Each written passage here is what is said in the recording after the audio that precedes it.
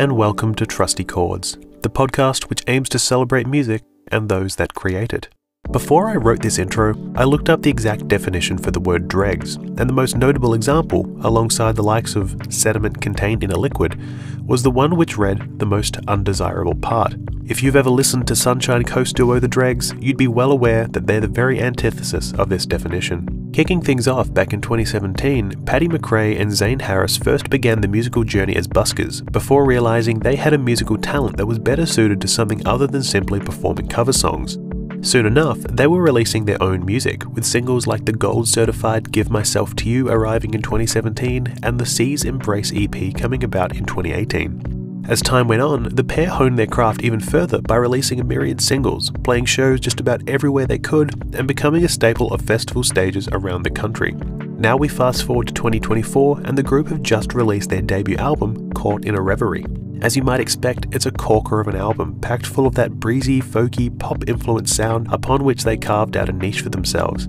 If you're someone who likes those summer vibes presented to you on demand, then you'd do quite well to check out The Dregs. With the new album out in the world, I was lucky enough to catch up with Paddy McRae for a brief chat to talk about the group's musical journey, and I'm excited to share it with you today. Once you're done giving Caught in a Reverie a spin, I invite you to press play, enjoy the chat with Paddy, and I'll see you at the end of the episode for some general housekeeping.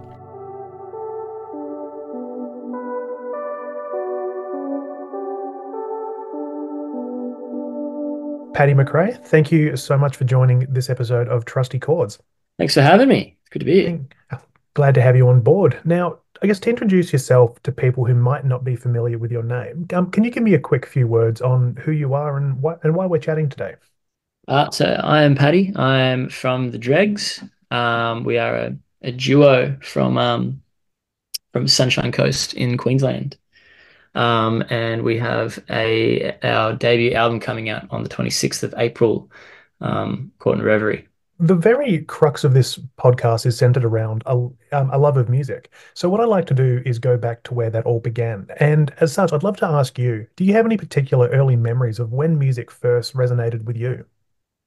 My whole family are musical. So much like a sporty family, and sort of growing up in a sporty family was kind of obvious that, it was kind of expected that you would be sporty. It was sort of the same in mine. So it was kind of expected that you were going to be a musical kid. And so I don't know, I've got extremely early memories of sitting around and being exposed to my old man and my older brothers playing music. They all did the band thing before me. There's quite a big age gap between myself and my brothers as well. So as you can imagine, during my early adolescence, I was sort of watching them do all the band thing. And so yeah, I've had, so right from the get-go, really. Yeah, right. So were you the sort of person to listen to music at a young age and say, hey, everyone else is doing that. When I grow up, I want to do that too.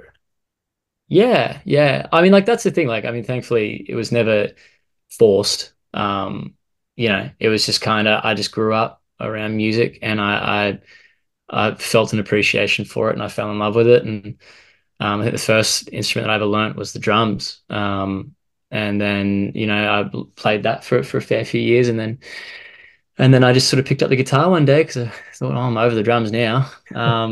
Picked up the guitar. I could always sing. I could always hold some sort of a note. But I picked up the guitar and then sort of the moment I picked it up, I was like, well, this is it. This is what I want to do. I want to sing and I want to play guitar. Right, because of course, I'm sure every musician will tell you that the drums and the guitar, they're basically the same instrument. Like there's no learning curve. You can easily Yeah. transfer the skills. Yeah. So when you were, first listening to music and like listening to the family and everything like that, were there any particular artists that you also found yourself listening to a lot as a young kid? Yeah, I was my absolute favorite artist as like a Grom was Johnny Cash. My old man, he was like sort of really heavily involved in the country music, like the local country music club. And so, I grew up listening to a lot of kind of older music. So Johnny Cash was my first ever. He was my first ever album, Live at San Quentin. Was the first ever album that I ever owned. And that was where obviously watching that old movie, Walk the Line, kind of loved that, and that was where my obsession with him came from. And then just over time, it kind of tailored. I kind of started listening to a lot of older blues music, Muddy Waters, Howlin' Wolf, that sort of stuff. As I grew older, I kind of went completely left of field, and then I went through a bit of a punk stage, punk and ska. I used to go to the old there was an old festival in Brisbane called the Grease Fest, that I used to go to with my older brother at the time. And yeah, so I kind of went through a lot of phases with music growing up. Because that was also something I was going to lead into there as well. You mentioned going to sort of shows. So what was the music scene like in the Sunshine Coast for you? Was there always a lot on offer, and you're able to sort of really go in and sort of experience music how you wanted to? As a kid or as an adult? I mean, both really. I mean, when you're sort of first starting out well, when you're first starting out as a music fan, I guess as a young kid, there probably aren't too many all ages gigs around the place. But when you get a bit older, Yeah. what was the scene like then? Sunny Coast is like, well, I mean, Sunny Coast is only really developing now in the music scene. There's a lot of really amazing talent there. And I think that's only sort of getting the limelight shown on it just recently. There was always like really cool festivals, like the Big Pineapple Festival, was kind of the big festival in Sunny Coast that happened once a year that everyone went to. And I've been to about four or five of them. And when I was sort of newly 18, which was awesome. Yeah, I don't know. There's a local music venue called Soul Bar in Sunshine Coast, which has always, kind of been for a while now the go-to place for musicians to come and tour and play in the Sunshine Coast. So that's always been, the perfect option of, oh, what's on this weekend? Oh, let's just go to Soul Bar and see who's playing. So it's always kind of like it was a nice place to go and experience new music and new artists that you hadn't heard of before. So then, I guess on that topic of, new music, you go from being a music fan growing up to going to shows, and then in 2017, the Dregs come together as a duo. Now, I suppose we should also talk about the other half of the duo as well. So, Mhm. how did you two first come together to form the Dregs? Through both our exes actually. Right. Yeah, so my ex and him and his ex went to the same school, and then at the time, the girl that I was seeing was playing a video of him playing Ocean by John Butler, and I was like, oh, who's that? Like that's really cool. And she's like, oh, that's my friend Zane. Like you guys should meet and you know catch up and have a jam. I'm like, oh yeah, sick, sounds good. And then yeah, we kind of just through that channel we met, and then me and myself and Zane we just clicked straight away. And we started just playing cover gigs like pretty much within the first 3 weeks of knowing each other. And we kind of threw ourselves in the deep end, and then yeah, we just clicked, and then became really, really, really close. We moved to, we moved in together, and then it just kind of snowballed from there. And we just sort of, yeah, we knew that we wanted to do this. You mentioned being a like a cover band. Were there any particular covers that always got the crowd, really interested in you guys? It was always the classics. Like we used to do um, Rhiannon by Fleetwood Mac. Yeah. We did Dreams as well. Fleetwood Mac was always the one that like would get all the oldies rowdy. When they weren't yelling at Play Horses by Dale Braithwaite. But Always a crowd pleaser. always a crowd pleaser, yeah. But yeah, Fleet. We used to do the other one with that used to get people rowdy was the Black Keys. Yeah, Um, right. yeah, I don't know. Yeah, we sort of tried to make a bit of eclectic cover set really because we didn't want to just play those classic pub cover songs that everyone does. So we tried to mix it up and do a lot of sort of newer ones with the older ones. Did some Matt Corby in there. Um, yeah, I don't know. It Because was as fun though. because as we're speaking now, I'm sort of just imagining what a covers set from the Dregs would sound like, and I can only imagine it would just sort of be, reimagining those classics in that sort of style that is so uniquely you guys. And I guess that sort of goes into my next question, which was, when did you actually start sort of making your own originals?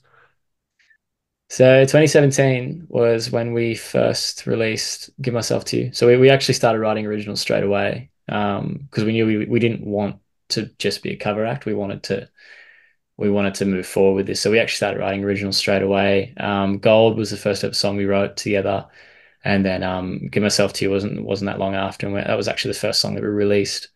But playing the way that we sort of transitioned was we spent the first 2 years just grinding at cover shows, playing 2 or 3 times a week, every weekend. And we kind of garnered, a bit of a cult following for our, on the sunny coast. And as the sort of time went by, we just kept incorporating original works in there more and more, Yeah. um, until all of a sudden, one entire set was just originals. So we'd do like, 2 cover sets and then one completely original set. And then I got to a point where, we met our first ever booking agent. He was like, "You guys don't need to be doing this anymore. Let's get you some gigs in some venues and get you playing your originals." And then yeah, it just kind of went from there. And I mean, that must be pretty validating, right? To actually have someone say, hey, these originals are better than the covers. You know, let's get you guys out there in front of the people. I mean, that must feel quite good, just as a musician who is actually creating for the love of creating, wouldn't it? Oh, it was great. Yeah, it was amazing. I still fondly think about those times. It was as much as we were so poor and we lost our jobs because of the whole music thing, and we were living off 2 minute noodles every now and then. Like, to be honest, man, like it was so much fun, and it was such an amazing time of our career. And I would love to just go back and visit for a day if I could. When it comes to these, originals that you guys make, I mean, by now there's been plenty of them, but what exactly goes into creating a tune by the Dregs? Because everything has this almost effortlessly breezy quality to it. It feels so smooth and so slick, but I dare say that if anyone tried to recreate that sound, they'd probably have a bit of trouble. So, what's that process like? Is it all about trying to capture a specific vibe? Is it coming out of a jam session, or is it something else entirely that play? Oh, that's a good question. That's what I'm here for. Um, we have been struggling to answer that ourselves of late quite a lot. We've been trying to sort of redefine, not entirely rebrand our sound, but kind of narrow in on our sound a bit, and redefine it. And we've been working in and out of a lot of studios within the last couple of years, working with producers that are very poppy and very clean, all the way to producers that are very rough around the edges. Um, and I think one thing that we've learned is that the less effort that we sound kind of counterintuitive, the less effort that we put into the recording process, and we just go in and we have our idea and we just say, let's just see where this goes. And not put too much thought into it, not be trying super critical, and then just yeah, see where it goes and let the day take it where it comes. And if we walk out and it's not to our expectation, there's no reason why we should throw that song away. We can take it somewhere else, or we can retry on a different day. Um, but yeah, it's been a funny one. We've really been trying to explore the world of songwriting lately, and trying to define that for ourselves. And I think, to be honest, that's a problem that a lot of artists have. That's not I think because artists are humans, and humans evolve and progress, and yeah. So I don't know. That's a good question. I'll get back to you on that one. Completely fine. No, because it is one of those things where it is so hard to actually say, hey, this is where music comes from for me, because it is something that is so intuitive. You start creating and whatever comes out comes out. And it's so hard to sort of say, hey, this song was good. Let's do it again. It doesn't always work that way. Um, but we do have the new album, which is Caught in a Reverie. So after years of singles, what made you guys say, all right, time to knuckle down and whip up an album? It was about time. A lot of I feel that a lot of artists can fall in the trap of because an LP it's a story. It's a moment in an artist's life. It's a key moment in an artist's life. Dropping an album is just no easy feat. It's an amalgamation of stories and feelings. And so a lot of artists, we feel, can fall in the trap of wanting to release too early. And we actually did that, mind you. We released a 6-track EP within a year of knowing each other, to which we actually deleted. a fair few years ago. And from that experience, because we learnt firsthand it wasn't the right time, we held off and we were like, no, we're going to release an album when it's right to release an album, when it's right for us. And we felt that this time was just perfectly right. Everything aligned. We've got an amazing team behind us now, that are pushing for us, and we just think that the iron's hot. So we thought, well, now let's do it now. Yeah, we're ready for it. Now is the time to strike. Yeah. Yeah, I mean it's very good to actually hear because yes, you're right. There are so many artists that will act so quickly, but to actually take your time and say now is the right time, that it's very refreshing to hear because so often artists can find themselves hamstrung by going off too early. So it really seems like it is the right time for you guys. So it is great to hear. Oh, thank you. It's very validating. Well, let's get down to the portion of this podcast from which its namesake is derived. So, for the listeners here, Trusty Chords is built around the average chord. So, folks who know theory know the standard chord is built around the first, third, and fifth notes of a scale. So, we're extrapolating that a bit for this podcast, talking about one artist that has impacted you, three albums that have influenced you, and five songs that you can always turn to. This explanation is getting wordier by the day, but I'm nothing if not determined to make this actually catch on.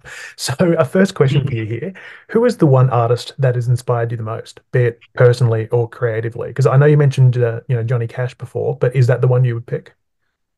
No, I have two. It's very hard to pick between the two. Um, one on a personal level, but one on a theoretical level. Probably I'm gonna have to say Matt Corby. Mhm. Um, he has been. It was between either Matt Corby or Dallas Green from City and Colour. Wonderful musicians, both of them. Oh, incredible, Yeah. incredible. Matt's I in terms of like in terms of being a musician, I've always taken inspiration from Matt. His music. I grew up in the church, so I listened to a lot of gospel music, and he was the same. And the way he writes and the way he sings, his voice is just incredible. You can't dispute that. And so I've always been a massive fan of him. We worked with him actually last year on one of the tracks that's on this album, which is our latest single, "Peeps for the Goods." We had a chance to actually co-write that song with him, which was an amazing opportunity and one that I was incredibly nervous. I melted like butter in the studio. Um, but yeah, I'd have to say Matt. He's always been such a guide for me and the way that I would like to sing, learn to sing and play. And yeah, he's incredible. He's a genius. Right. And then three albums that have impacted you the most. This could be ones that you're always throwing on or something that was integral to your musical evolution. First one, while we're on the topic of Matt Corby, would have to be his album Telluric. Mhm. Um, Incredible album because he just sort of disappeared for a bit and then came back with Telluric, and it's such a bizarre, very, very, very bizarrely produced album. There's some of his biggest songs are on there. But when you really listen to a lot of the tracks, they're quite interesting. And yeah, I fell in love with that album. The other one is "Bring Me Your Love" by City and Colour. Um, there's some incredible tracks on there. Ones that I've listened to when I've been super down the dumps. He's got such a poetic lyricism about him, and he really speaks to the heart. And that album is just insane. There's a lot of heart. Yeah, there's a lot of tear jerkers on that album. And lastly, my third pick would have to be "Sigh No More" by Mumford and Sons. Um, one of my first ever albums that I fell in love with in the folk scene. Um, it's kind of got that gritty Irish folk to it, and that was the first time I'd ever really fallen in love with folk music of that nature. And I still to this day I flog that album. I mean, it is an absolutely brilliant album. Like, honestly, almost every song on that should have been a single when you think about it. Um, I mean, I should also ask the question because like you're obviously quite a a folky sort of guy in terms of music. But as a fan of Dallas Green, have you ever been someone who actually who enjoys his work as part of Alexis on Fire at all? To be honest, I had a bit of a hardcore stage Mhm. when I was younger. I never really listened to too much Alexis on Fire. I was actually, to be honest, I was introduced to Dallas Green post hardcore stage. Um, but if there was one track that I would have to say I really enjoy is what is it? He one of Dallas Green's live albums. He actually did a medley of it in one of his songs. It's like Ghosts of oh something or I'm other. pretty sure I know the one you think you're talking about. It's it's on the edge of my my periphery as Yeah, well. But I I mean, can't. Oh, sorry. no, I was gonna say like I mean he just has such a wonderful way of really capturing pretty much all genres of music. I mean, I was someone who discovered him after knowing Alexis on Fire, but I didn't realize he was actually the guy from Alexis on Fire when he Yeah, really sort of caught fire, so to speak. I was yeah. just sort of like in a strange way, it almost felt like no, this guy can't be in a band like that. He's got to be someone else who's come up on his own. But he's a stunning musician, that's for sure. And I should ask as the final question, five songs that you can always turn to, whether it be for comfort, for excitement, anything at all, your five trusty songs. Ooh, first one would have to be "We Found Each Other in the Dark," by Dallas. One of my, it's to be honest, it's probably my favorite Sitting Color song. Um, yeah, it's beautiful, it's romantic, it's poetic, it's also kind of dark as well. It's kind of got all those flavors that I love. Miracle Love, Matt Corby, absolute banger. Also too, Monday by Matt Corby is like another one of my favorites. Um, what else? Let's see. It's a hard one, isn't it? It is a hard one, yeah. You're asking a musician what his favorite music is. That's probably all. I mean, like Mumford and Sons, again, yeah, one of my favorite bands. So I'd probably have to say, from that Sign No More album, probably The Cave, is a great song. Or White Blank Page is also a fucking like an absolute belter. Um, yeah, I've been listening to a lot of Lumineers lately as well.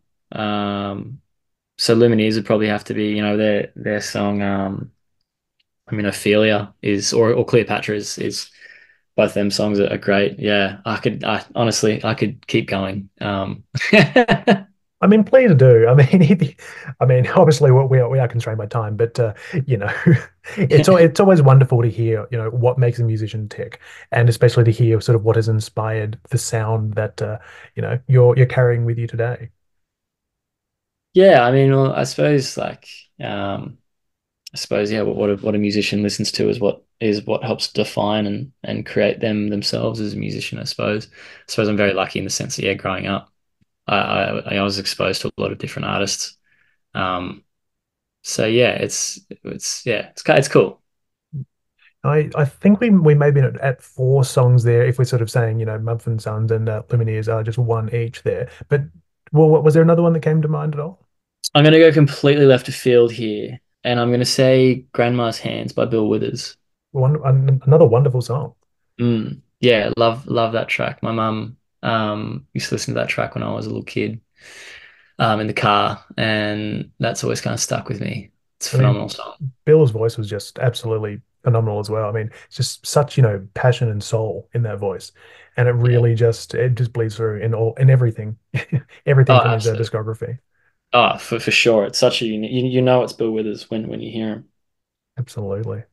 Well, Paddy McRae, I just want to say thank you so very much for being generous with your time and for being part of the Trusty Chords podcast.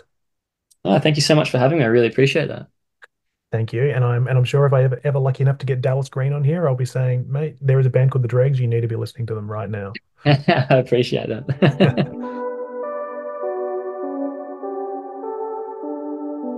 Thank you for listening to Trusty Chords. If you enjoyed this episode, I'd hugely appreciate it if you're able to like, follow, share, and review this podcast on your preferred platform of choice. I'd promise that I'm done asking you to do that, but if you've listened to any podcast recently, you'd be aware that I'm only getting started. If you're eager to follow along on social media, you can find me on all the main channels, Instagram, Facebook, and the platform formerly known as Twitter, at Trusty Chords Podcast, all one word. Except for over on Twitter, where it's actually Trusty Chords Pod, as I've neglected to point out in recent weeks.